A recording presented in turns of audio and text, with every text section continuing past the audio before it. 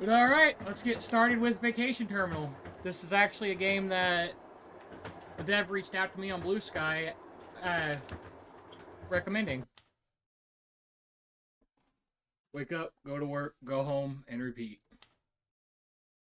The days blend together as if you're sleepwalking through. There's never anything to show for your efforts. None of that matters now. After all, you made the decision to pack your bags and leave. It's finally time to relax and enjoy your much-needed vacation. You head into the train and weave through the crowded compartments, searching for a place to rest for the next few hours. Most of them are fully occupied, but after a few rooms, you find one that is used by only one person. A girl that seems to be lost in thought as she stares at the window's scenery. You hesitate at first. It would be rude to bother her, but with no other options left, you politely barge in. Excuse me, do you mind if I sit next to you? All the other sections are occupied. Oh, sure, go ahead. You move to sit across from the stranger. She goes back to viewing the window, but occasionally you catch her sneaking glances at you. You both sit in uncomfortable silence until you decide to start a conversation. So, where are you traveling? Huh? If you don't mind telling me, of course. Why do you ask? We're going to spend the whole day together. It doesn't hurt to chat.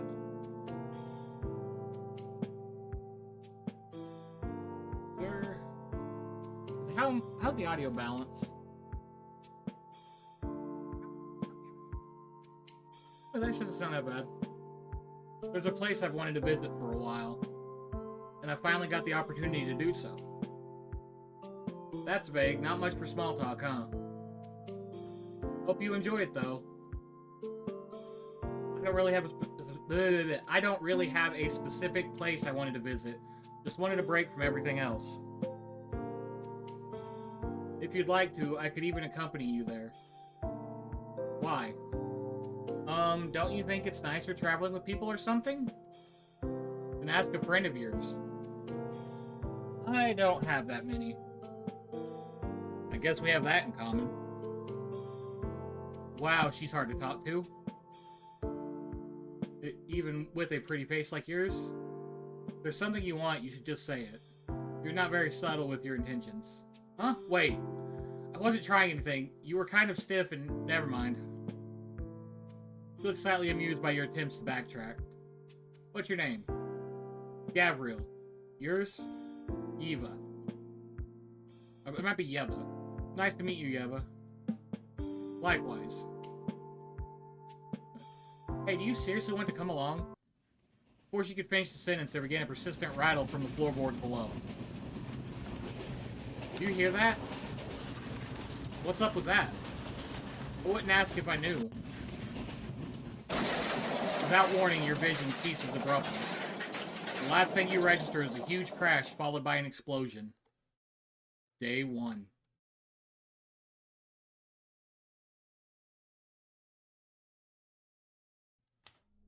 Hey, can you hear me? Please wake up. Ugh, what happened? You're awake. Can you, do you mind stepping back a bit? Ah, here. Thanks, what's going on? Our train got derailed. What? Are you okay? Yeah, I mean our carriage was the least damaged. What about other people? I couldn't find anyone else. But I carried you all the way over here, away from the debris. I started a small fire before you woke up. Are we in a cave? Yeah, the walls make it easier to keep the hot air inside. And we need that in this winter. I think the fire needs more wood, and thanks for bringing me out of the snow. I'll help you with it. You brace against a wall to try to get up. Wait, you shouldn't move. As you manage to get halfway standing, you lose your balance, slamming back onto the cave ground. Look down the floor and notice something important missing. Huh? Wait.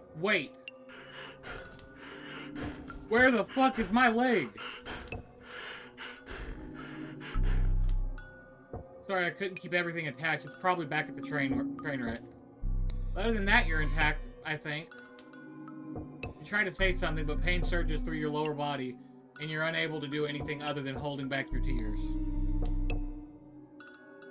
She wraps her arms around your torso, her tone steady and controlled.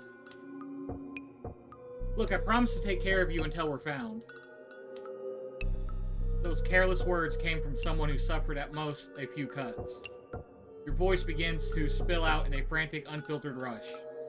What do you mean, take care of me? I'm a grown man. Dude, don't be like that. She's being nice.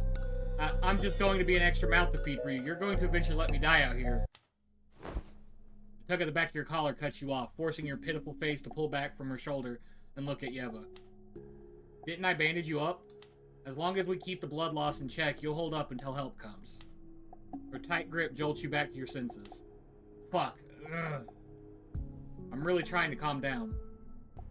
Sorry. I'm so sorry. Thank you for even saving me. Yeva exhales softly, her grip loosening as she releases you. You slip from her hold. You don't need to say it. Her gaze flickers to the small fire below. It's burning out. I'll go out for some scrap wood. You'll be alone for a while. I'll manage. Yeva turns towards the cave entrance and pauses for a moment. I'm glad you pulled yourself together. It's hard to tell what Yeva's thinking without seeing her expression. She steps out of the cave without waiting for your response. Oh, it's one of these. Okay. We got to...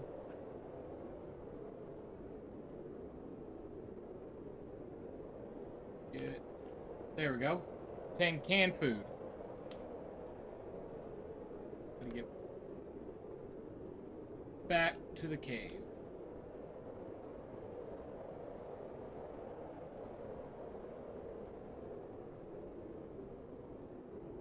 Stay as far away from the bears as possible.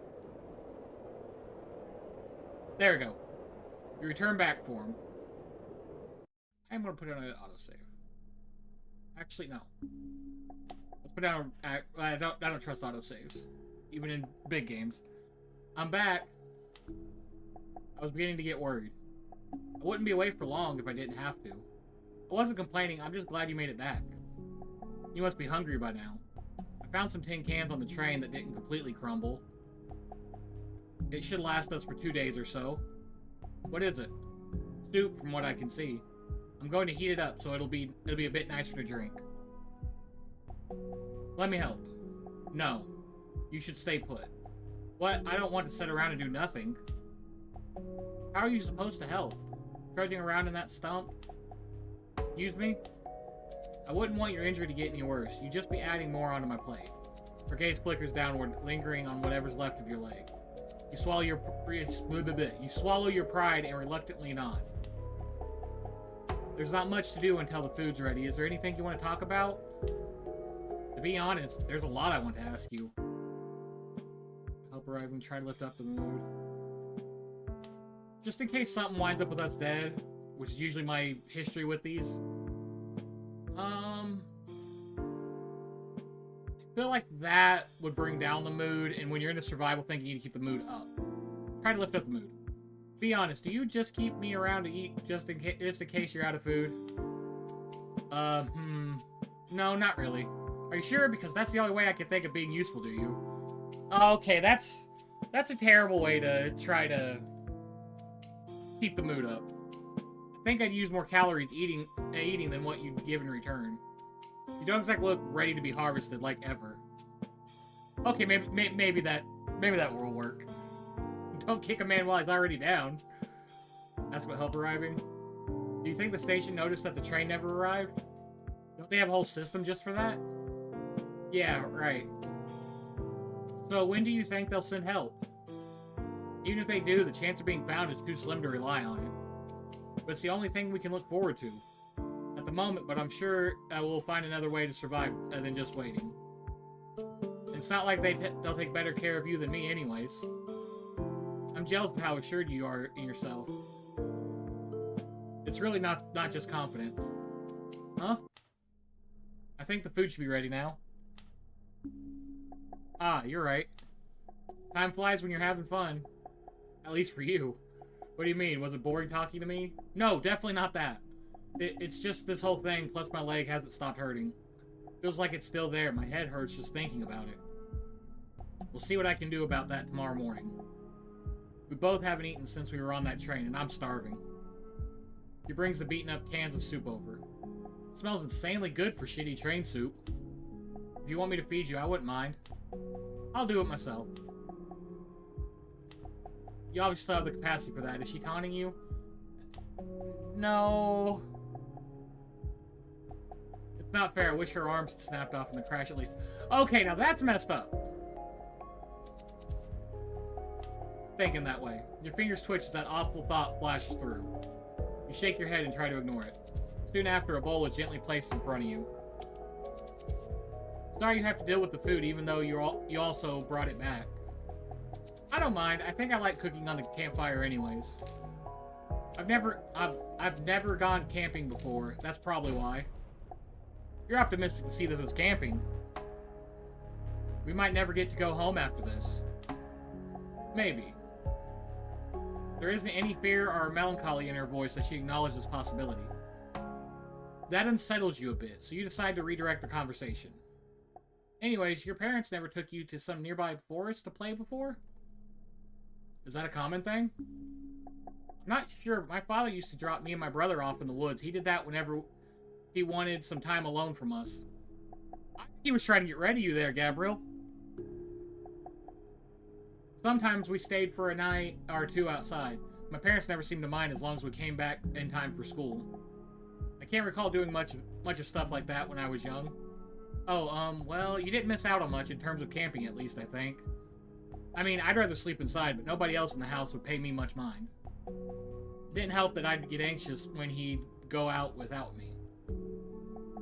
You two seem close, that's nice. I don't know if I'd say close. What would you call it then? Desperate, maybe? The conversation died as quickly as it started. There's a slight sense of relief as Yeva doesn't push for more. You forgot to pass me a spoon. Did you not take one? Of course I took one. And where's mine? I just took one. Why? I didn't think I was packing for a dinner party. Keeping track of a whole shovel to get through the train debris is already hard enough, you know. You'd have enough space for one more? What do you think? Then you're doing this on purpose. I'm just messing with you. I did take a spare. You're awful. You both tried to enjoy your meal, but it was over before either of you realized. I'm so hungry. Please tell me there's more. Sorry, I'll try to get more tomorrow. Thanks, but don't overdo it. I know my limits. It looks like it's getting late. We should rest. I have to go searching tomorrow in the colds, and you need to retain your energy. Yeah, well, good night. Are you going to close your eyes? It's a bit unnerving. I wasn't staring. It's just that nighttime usually gets much colder, and the fire might not be enough. I was thinking that it would be a good idea to sleep next to each other. I don't know about that. If you roll onto my legs sleeping, I might cry. I've shown you more than enough unsightly sides already. Yeah, you'd let me keep somewhat of a proper appearance up, right? It'll be fine. Nobody else is watching, and I don't mind how disheveled you look. She shifts closer, settling herself against your crippled body with care. Plus, this way, the cold's a bit more bearable like this. Is there a chance that the train has some blankets on it? What's wrong? You don't seem too thrilled about a woman like me keeping you warm? I couldn't care less about that right now. Your mind slips away before you know it. Yeva barely gets any rest. Day 2.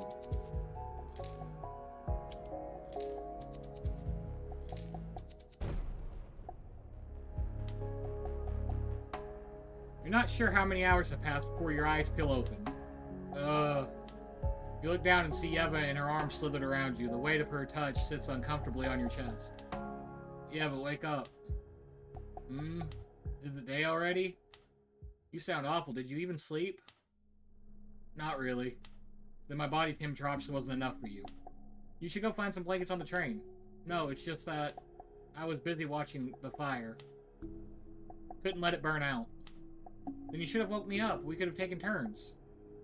I can still at least do that much. we take turns, will you be less of a nag? I wasn't trying to be annoying.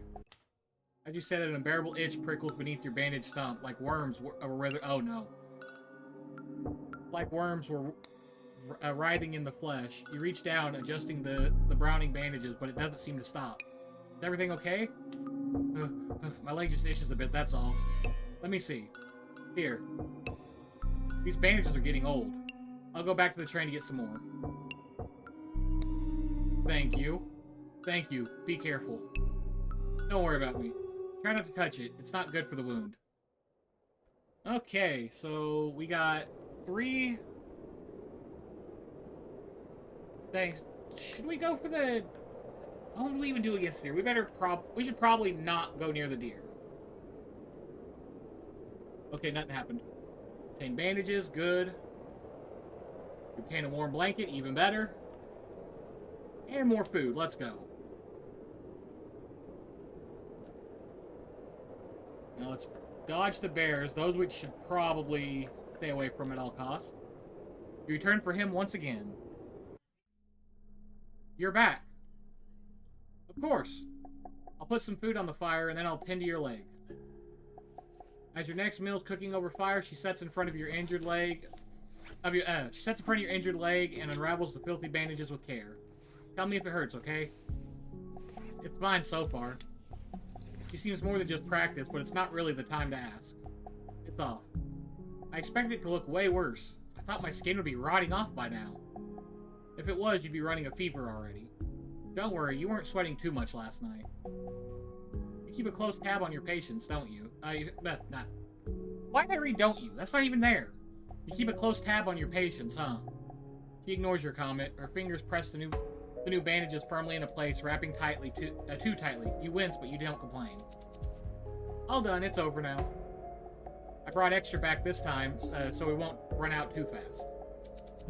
I didn't think fresh bandages could feel this good. You're welcome, the food should be ready by now. We can talk over lunch. For something you did with just ripped cloth, the bandages look really professional. That's because it is. Huh? Have you learned that from somewhere before? Yes, and not as some half-hearted skill. I am, well, was, a nurse. Thank God I sat next to you then. Then I assume you were to be wed soon? God, no. What led you to that? Sorry, I just assumed you left to stay home for somebody. I mean, it's a respectable position and all, but then why did you quit? Maybe I am to be wed after all. Which one is it? Let's change subject. Where did you even find that thing anyways? What, the shovel? Yeah, that one. Oh, it was just laying around in the train. I don't think they put something like that in the passengers' carriages. You got it from the driver's cabinet, right? Yeah, this one's probably a coal shovel. Couldn't you have taken something more discreet? What, are you going to report me?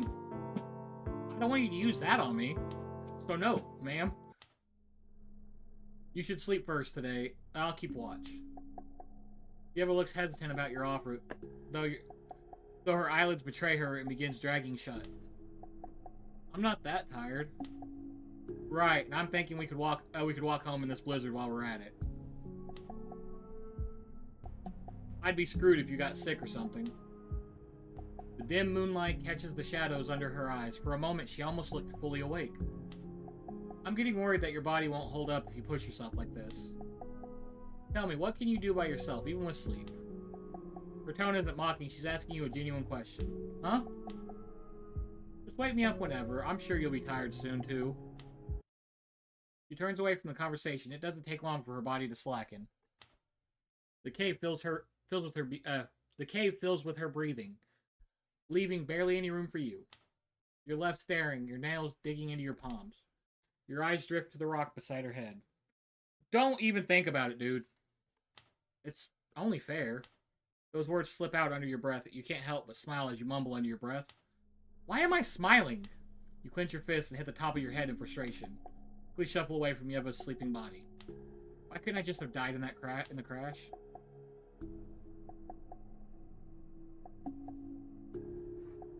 Day 3. A few hours pass and you wake Yeva up for her shift. The Despite the spat you two had, you suggest to her that she wakes you after a bit to continue her own rest. Wake up! Is it my turn? Give me a minute. You can start sleeping if you want. No time. The sun's up. Come on. But I told you to wake me sooner so you can get some more sleep. I got distracted and sleeping too much isn't good for you. What do you mean? It gives you back pain. I wasn't talking about that. Did something come into the cave? What were you distracted by? Nothing came in. You were just twitching around even in your sleep. You're just like... Sorry, I couldn't hear the last part. It's nothing. You have a pause as her finger tightens up on the edge of her coat sleeve before relaxing her hands. Have you been getting nightmares a lot recently? There's something strange about the way she asks. Like the question has been gnawing at her for too long. I guess, but it's sort of expected that when we're been stuck in a place like this. It's supposed to be when we've been stuck in a place like this. Like you not coming back after a search and me having to wait here and starve all by myself. It makes me feel really hopeless. I wish I didn't need your help so much. I'm scared you'll grow tired of helping me. Heavy silence follows. It was probably rude to complain about her goodwill. Don't get me wrong, I'm really grateful to you. Don't understand. Yeva leans over, fingers caressing your cheek. Am I doing something wrong? No, you're not doing anything wrong. Is it shameful to be taken care of by me? There's no reason to reject my help. I'm not rejecting. Then why are you pulling away from me? You need someone to look after you. Free hand pushes down on your stump slightly. It hurts. You grip her wrist and drag it off. My life's already over. Even if we get found, what am I supposed to do when I can't even walk anymore? I don't want to go home, but I can't stand to stay here either. Maybe it'd be easier to die out here. It's better than being treated like I don't exist anymore just because I can't give anything anymore. You avoid her eyes, expecting to be met with disappointment if you look back. Then, do you want to run away with me? She's speaking as if there's a train parked right outside the cave ready to take you both. Where? The town I was going to. I don't think you've thought this through. It's not my hometown. I wanted to go with someone else. She pauses as if preparing herself. He's dead now. You're not even sure why Yeva's telling you any of this, or what she's thinking, asking you to go in place of another man. He was my patient. He'd always talk about bringing me along to his hometown, instead of just speaking to me every day beside his hospital bed. I used to humor him, telling him that I'd go anywhere he asked as long as he finishes his treatment. I wonder if he ever realized I meant it. Then one day I found his brains splattered on the pavement outside his ward window. His family thought he did it because I wasn't doing my job properly and they canned me, just like that. It's hard to live a helpless life. I wouldn't blame him, but it wasn't your fault. Her gaze turns bitter as you mention that. You should change the subject. So if he's dead, why were you still traveling there? Just to see, I guess. I went out of spite, to be honest, since he missed home so much. But then you spoke to me on the train. Me, what do I have to do with? I think we were meant to meet, Gabriel. What? I mean, the timing. Well, you told me almost the instant we met, it's like you knew what I needed. Her eyes never stopped searching for someone else all over you. You said you'd come with me if I wanted, right? She puts her second hand on your face, too, keeping your eyes on hers. You scramble for the right words, something to satisfy her without aggravating whatever this is. I'm not sure what you're saying, to be honest. But if you find a way for us to leave this place, then I'll think about going with you to that town. You promise? Yes. I guess. You're being honest, right? I don't think I'm lying. I'm glad. I mean, this is how it's supposed to go. I'm the one coming along with you now, so please don't think about him anymore. Oh. Yes, of course. From now on, I'll only be thinking of you, Gabriel. She's strangely happy from hearing that. Thought she would... Were they not as close as I thought? You should go out and get supplies while it's still bright out. Eva relaxes her hands, dropping it off your cheek. Ah, you're right, I almost forgot. Wait for me, don't go anywhere by yourself. Please? She stares at you for a few seconds like she can't bear to leave, before standing up and dusting herself off, grabbing whatever supplies necessary before running off to the mouth of the cave, leaving you finally some alone time. You press a hand against your cheek, your mind lingering on her eyes, desperate, aching, filled with yearning. The weight of her gaze unsettles you. When was the last time someone looked at you like that? Yeva's turn.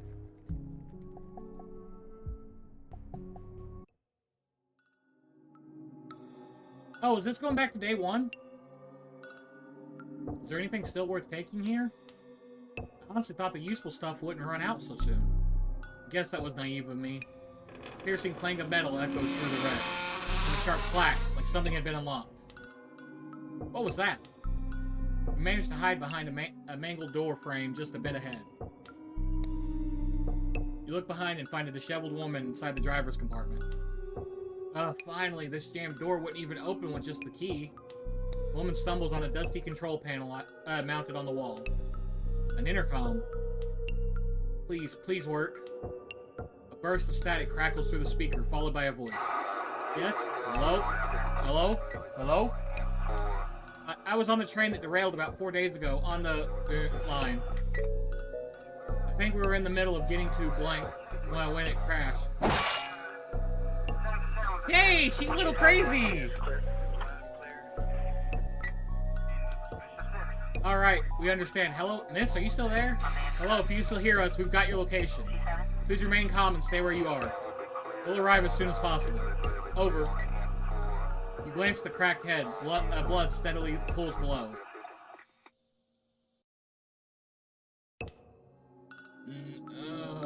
Her head tries turning around off the floor to face you. You begin slamming your boot against her ribs. Who told you to go ahead and make this more complicated for me? Why does everyone go off making decisions on their own? Fuck! You stop and catch your breath, running a hand through your hair.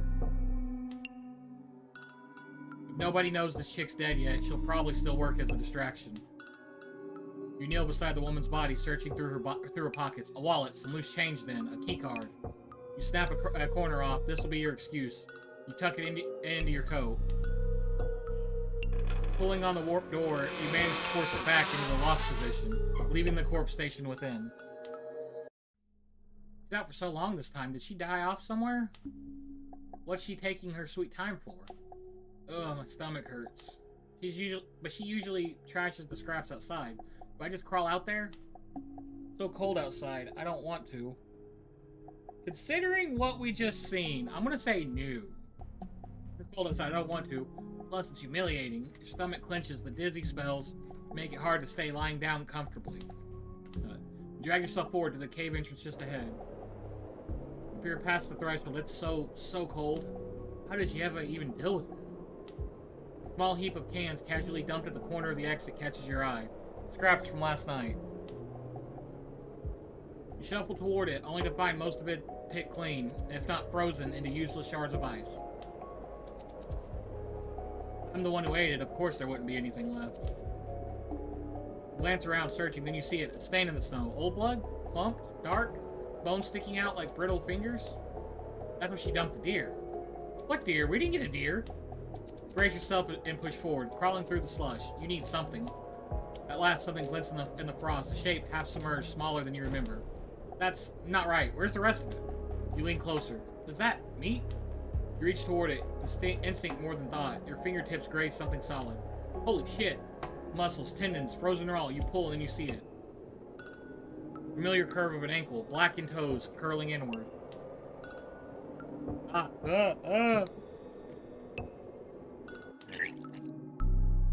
Your voice breaks, the bile surges. You double over, retching into the snow. Chunks and acid splatter beside the limb. It's not mine, it's not mine. Someone died here. It's some dead guy's leg. Why is it smashed like that?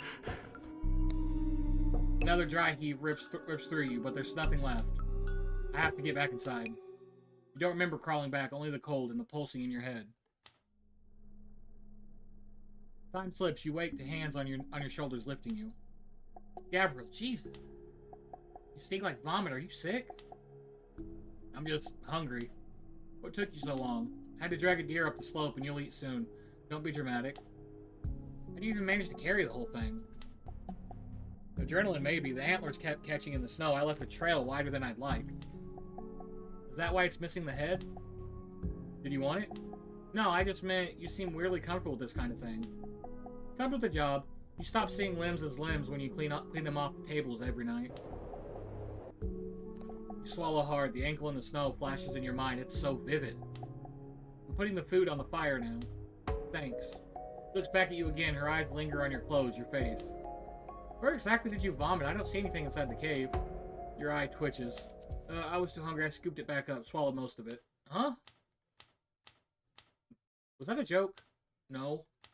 Silence stretches. She doesn't move. You look away. The food should be done by now. I'll feed you. What? I can do it myself. Is it more embarrassing than eating your own puke? I mean, no, but still. Ugh. You press the spoon to your lips. You open your mouth before you finish chewing. Another bite is already there. I don't want to picture that again, even if you were starving. Eat properly now. I'll give you some of mine, too. Eventually, the bowl's empty. Yeva covers you with one of the train blankets, folding it carefully at the edges. Yeva, what? Have you seen my leg at the crash? Probably buried in the rubble somewhere. I haven't seen it. Not even around here, outside? Why would it be here? Even if it was, I'm not going to freeze looking for a severed leg. But you wouldn't need to look. You only crawled a few feet, and you saw one. Why not mention it? I'm tired. She lies beside you. Your thoughts linger and spread like an infectious disease, but your body is too worn to move. Day 4.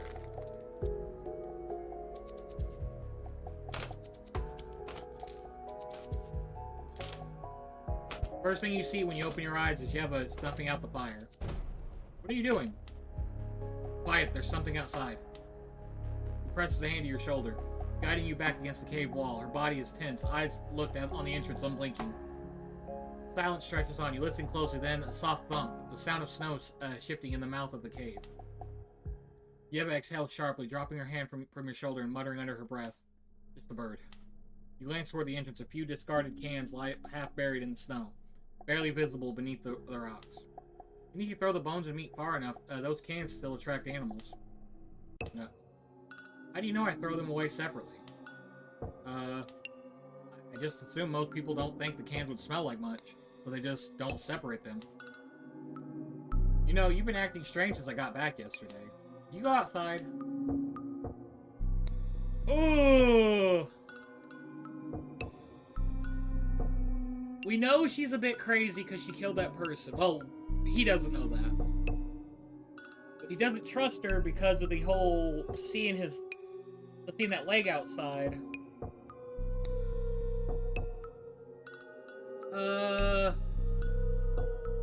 He already lied to her saying that he shoveled up his puke and ate it.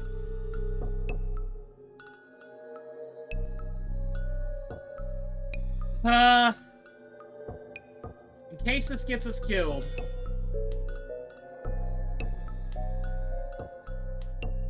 You were gone a lot longer than usual. I thought something might have happened. I didn't ask much from you. Not much from you. Why can't you at least follow simple instructions? That's all I know how to do. But you're not making it easy to trust you, keeping me in the dark like this. I found a leg, someone's, half buried by the entrance. You never said anything. It's not like I went digging for it. You should have told me. You would have said something if you actually gave a shit about what I think. Yeva blinks, not at the mention of the leg, but at the fact that that's what's bothering you. Bodies turn up in rural places all the time. They blend into the landscape, so if that's what this is... It's not my point. She hesitates, her tone softens, like she's choosing her words more carefully now. I didn't want to scare you. We're barely sleeping as it is. I didn't see the point in making things worse. But even if you're upset, I can't have you wandering off alone. It's selfish. Selfish? I'm selfish because I didn't sit here like a kicked dog waiting for you to come back from God knows where? I'm useless, so I should just shut up, keep my head down, and be grateful whether you bother to tell me things or look for me anymore, right? Would me being gone really change anything for you? Why do you even keep me around? Your throat closes up. Part of you doesn't even want to know the answer. Yiva waits, exhales, and finally looks at you. You're asking like you actually want a reason, but this is just childish pleading, isn't it? You want me to tell you that you matter to someone, even if you're pitiful. That you're worth something to me, right? Pulled you into a sudden embrace, her voice brushing against your ear. Well, haven't I already been giving you that? I think we're perfect for each other, Gavril. Stop it, don't hug me after saying something like that. Still don't know why you want me around. Acting like this will hurt my feelings, you know. I need you, isn't that enough?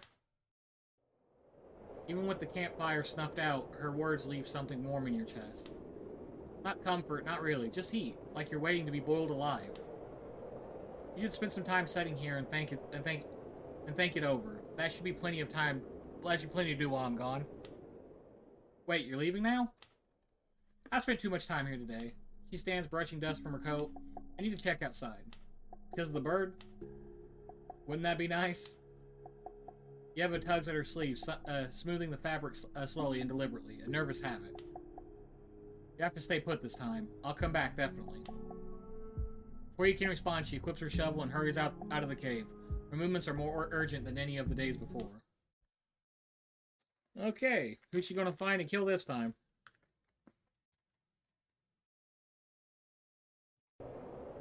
I can do this. I've already done worse.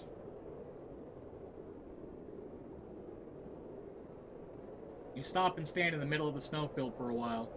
Caught between the cave and the wreck. You crouch down, take a breath. You look back, the conversation with Gavril playing in your head. I should have buried that earlier to clean up my loose ends. You find yourself near the cave again. The evidence is right where you left it. Gripping the handle of your tool, you drive it into the snow. The impact rattles through your stiff fingers. Dig, cover, press it down. Make sure it's deep enough. Out of sight. Your fingers twitch around the handle of the shovel. Bloodstained. You drop it away from the pile and kick some snow on top. It's done for now. The way back is long. Your body feels heavy. Trudging on autopilot, the wreckage is ahead. You can see the rescuers now. Their bright jackets standing out against the snow. Only 3 of them? That's manageable. The nearest rescuer notices you first. Miss, are you injured? You stare at him for a moment too long, something cold settling in your chest. Then you stagger forward, weak, unsteady. It comes naturally. You are exhausted, after all. There's another survivor, a woman. She's trapped in the intercom room. The keycard for the door broke in the crash. You pull the stolen keycard out of your pocket, barely managing to keep your fingers from trembling. The stress is working in your favor in terms of acting. I couldn't help her. Please go get her. The rescuers take the useless card without a second thought, but 2 of them immediately head towards the wreck, leaving 1 of them behind to keep watch. You let yourself stumble, just enough to make him reach out. Hey, easy now, you're safe. We'll get you and the others out of here soon. His voice, a mix of concern and comfort. He steadies you with his hand, trying to calm you. As you rest against him, you shift your fingers, brushing against the jacket, careful to not let your heart rate become noticeable. I think there's one more person, a man. He left earlier and walked up to that mound over there by himself. The rescuer hesitates, thinking, then he pulls out a radio, his voice low as he speaks to the others. You got a suspected survivor up a mound ahead. Keep me updated on the extraction. Copy that.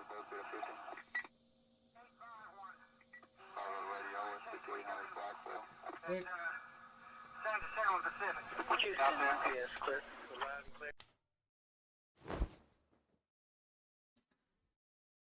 Starts to move your body off his chest, his hands gentle but firm.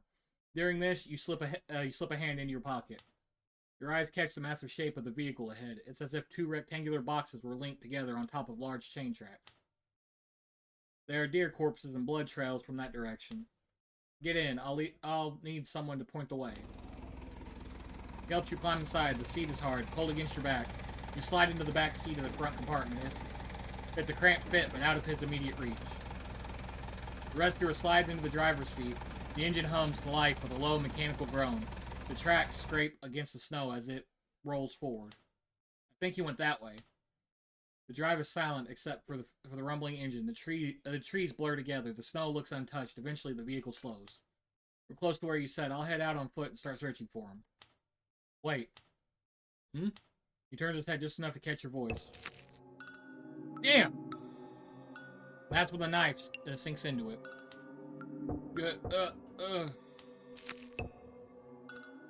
The steel slides in under the hinge of his skull with a sickening crunch, angled just right. You press a steady palm against the far side of his face, pinning him upright, keeping him steady. Fuck. The blade hits bone, stalls, then grinds its way through. A thin tremor ripples through his body as the tip pierces a soft, pulsating brain tissue underneath. The man's mouth hangs open, his fingers twitch, hands fumbling weakly at the empty air, grasping for something, anything, but there's nothing to reach for. His body gives one last tremor before slumping into the seat. You twist the handle, breaking the suction, dragging a thick trail of blood and tissue out with the blade. A warm, viscous line drips down your wrist. The car fills with a thick, metallic scent of iron clinging to your throat. You shouldn't have felt much. You reach forward, flicking the car door open with a click. His body spills out like garbage, face down in the snow. You try not to look in his direction. You climb over the seat, sliding in the driver position. The wheel is cold under your fingers. You shift into gear and drive. Your turn.